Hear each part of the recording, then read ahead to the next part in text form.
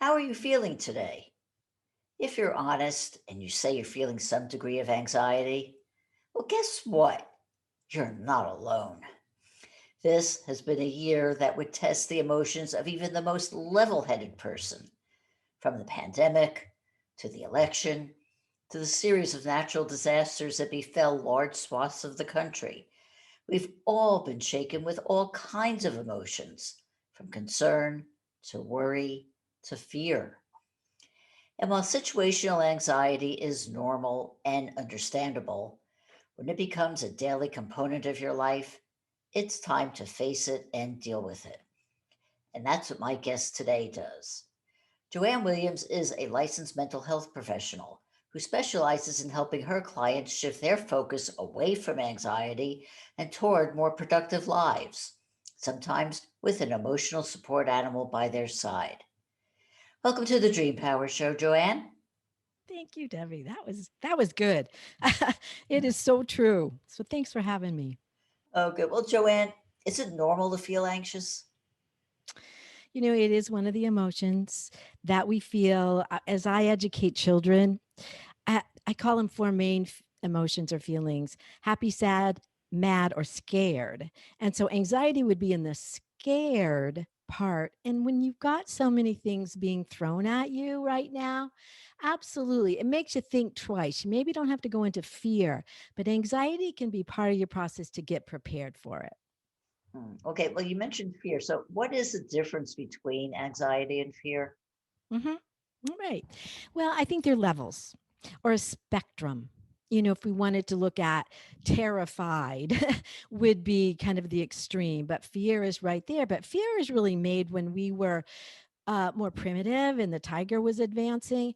That was fear, truly based to survive.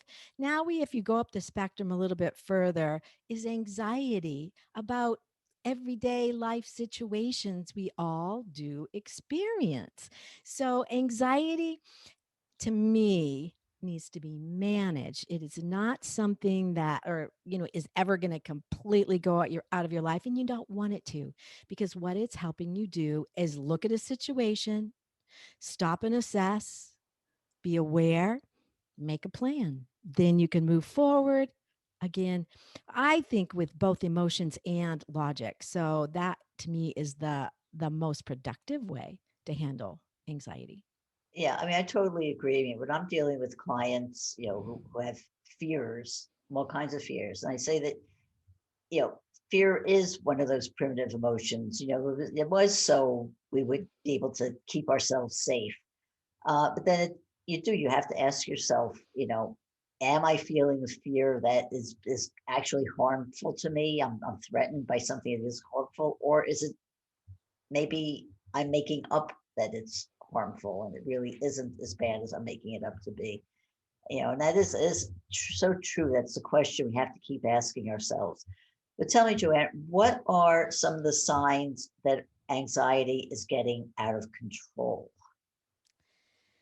Another distinction I'd like to make even before we go to kind of how to manage it, the way that I see it is that our brain, with our brain development, our emotional brain developed before our cognitive brain.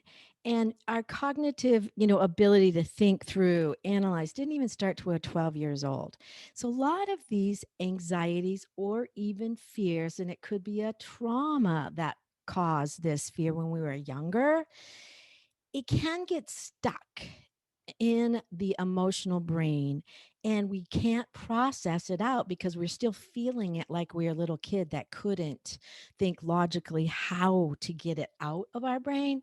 And that's where a lot of times professional help needs to come in, or even with you looking at the stream, because you would be able to also kind of look at this situation. How are they looking at, what vantage point or perspective are they coming from? And that sometimes will even give the person or our listeners or viewers a way to look at this for themselves. Like you were just saying, look at it. Be aware right now. Stop, think, what is going on? And if you can hear almost a little kid having a tantrum, I don't know what to do. Help me. I'm helpless. Those probably are something that started way back when that really needs some deeper look at them to be able to move forward to manage them. But one of the biggest things I see with my clients as I help them to move through this anxiety is their focus, and their awareness will help them look at, what am I looking at, what am I thinking about right now, that's getting me in. I always call it a never ending loop of anxiety. That's the stuck, I can't get out of it because I think I'm a lot of times, if people really look at it, they think they're going to die, and that's fear. That's that reaction of the post-traumatic stress effect from prior trauma that gets stuck because they are thinking, even if this is not the tiger coming at them, they had an experience that they feared for their life. So it isn't as simple to look at if it's just about, I am questioning my abilities to go in to ask for a raise. They're very, very different, but both of them can have components of anxiety to them. So I think that awareness to me is the very first piece that somebody needs to look at and just sit with it a minute. And you'll hear it, or you'll feel it, what this really is all about. Then you can take some time to learn, if you don't know, some skills on how to move forward through it. Do you think that all anxiety is triggered by past traumas? Necessarily, I don't go to that depth with it. I see that most fears, if they were that traumatic in their experience on that young mind or body, that there is a survival component, and that is, but anxiety, again, to me, like, number one is public speaking or getting up in front of somebody and kind of being out there. But that is rational. I'm not prepared. I better make sure I know what I'm talking about. Look at my competency level, my capabilities to do this. So there's an analytical piece. And then you get to the point, I can do this. But even when you approach that stage, you may still have anxiety with butterflies, or people talk about all the time for actors. They going on stage, they still have that stage fright, but they work through it because they move through it and just do it. And then they do it enough times that then they feel, okay, I have success. And success will always tamp down anxiety because you've got the experience to know you can do it with confidence. So that's always going to help anxiety. The fear, though, a lot of times we need experiences of success, but they can't get there because it's stuck in that emotional brain. Well, yeah, you brought up something before, which is just talking about the awareness. Because I think most people just go through life totally oblivious to what they're doing or what they're feeling. And they'll have this anxious feeling and not choose to look into it. Just say, well, this is the way it is, and this is how I'm feeling, and I can't do anything about it. But you're saying, no, you can do something about it. Very good. Yes. It's skill based, I believe, just like math. You had to learn some things and do it enough times and practice it to be able to get a mastery of it. Anxiety or any emotion is the same kind of thing.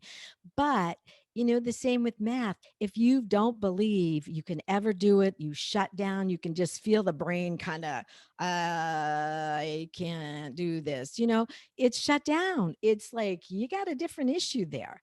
And so you got to be able to hopefully check out which one it is so that you can learn some skills to move through it, or you need some help too. And it is hard. I'm not going to say it's not, because denial of the emotion or that awareness is a coping skill. It's not a very I shouldn't say that. It's maybe a lower functioning one.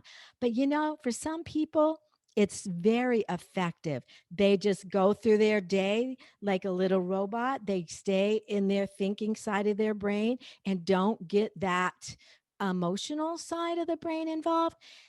But there's a cost. They may not be emotionally available. They may not be in relationships. They may not have a job that really you relate very well to people. But hey, some people move through life in different ways. And I think if they're happy enough with it, it's all good. But I like awareness. I love growth. I am just like a growth junkie. I just can't do enough. Even just being on your show today, it excites me to try something new like this. I like trying things new, but fear will stop you, or even anxiety, if you don't have the belief or the possibility of the belief that you can do something, or the will and the tenacity to just wing it, try it, see what you can do. And it can kind of be a thrill if you really are willing to take some risks. What are some of the other ways that anxiety affects our ability to live productive lives? Boy, and that is such a big, wide question. And it's just affects it can be on every level, whether it's your physical level, that stress affects you physically at some point when it doesn't have an outlet. And and even in your career, so your financially, it can affect you. And I was just thinking as you were just saying that, how when you tried that thing and you were so excited that you succeeded and you felt like you had an achievement, that builds on itself. Because like in your career, for instance, if you're willing to, step out again and say something in a meeting or something and you get noticed, initially you might shrink a little bit back because, oh wow, attention I'm not used to, especially if you have something like social anxiety. You don't like that kind of attention because you're afraid that you're going to say something and everybody's going to reject you, but you did it and they looked at you with respect. That gets you advancements. So taking even small steps or small risks, maybe it's with a friend in the coffee room, first, what do you think of this idea? If I say this in the meeting, will you back me up? Just again, finding a way to make a little bit of a plan so that you could take the step forward. How can people find out more about you and your work? Oh, right. Love to share. They can go to my website, which is anxietysimplified.net. You can find out more about emotional support animals there, or about techniques and ways to manage anxiety in resources. I've been really kind of putting a lot more resources, even for food or cheaper veterinary care because of the economic issues going on in the country right now. So I've just really been putting a lot more resources. So there's a lot there that they can look at, and it's all for free.